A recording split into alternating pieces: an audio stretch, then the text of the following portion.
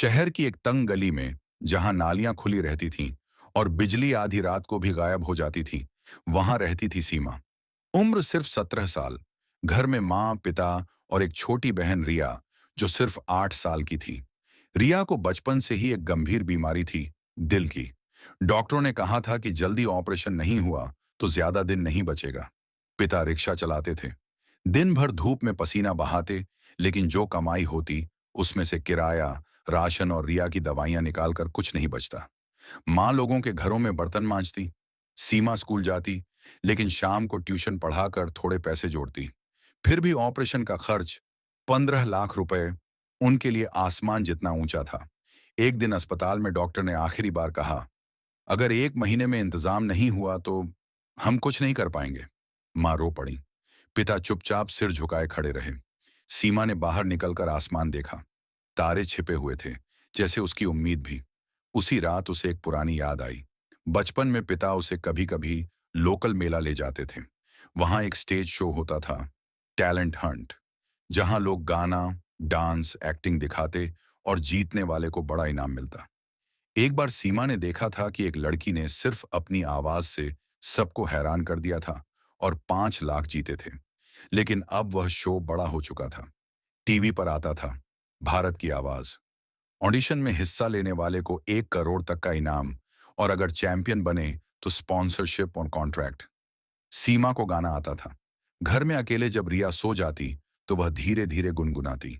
पिता कहते थे, बेटी, तेरी आवाज में जादू है, लेकिन कभी किसी को सुनाया नहीं। अब वक्त था। अगली सुबह उसने माँ से कहा, मैं जा रही हूं ऑडिशन देने।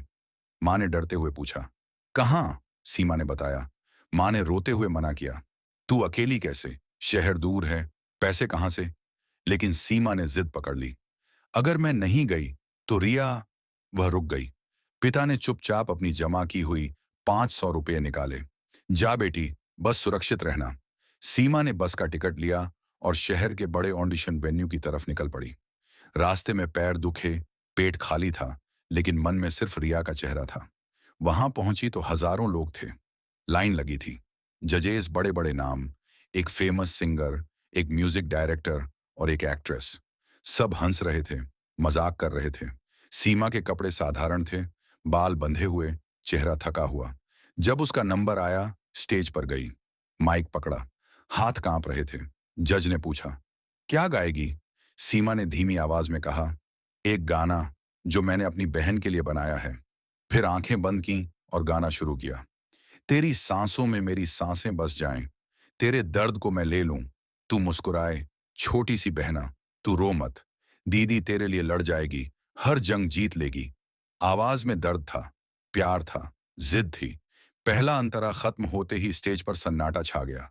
फिर तालियां गूंजने लगीं। जजेस खड़े हो गए।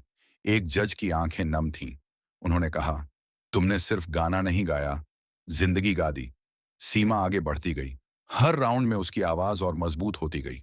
फाइनल में उसके सामने एक बड़ा नाम था, एक रियलिटी शो की पुरानी विनर।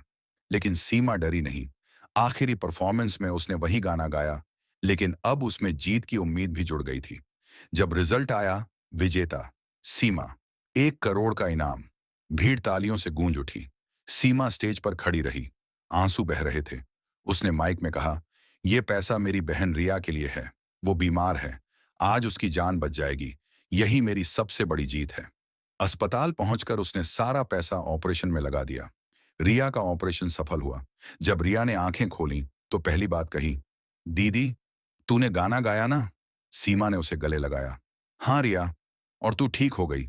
आज सीमा गाना जारी रखती है, छोटे छोटे शोज करती है। लेकिन उसकी असली जीत वो दिन थी जब उसने साबित किया कि गरीबी आवाज नहीं छीन सकती, हिम्मत छीन सकती है।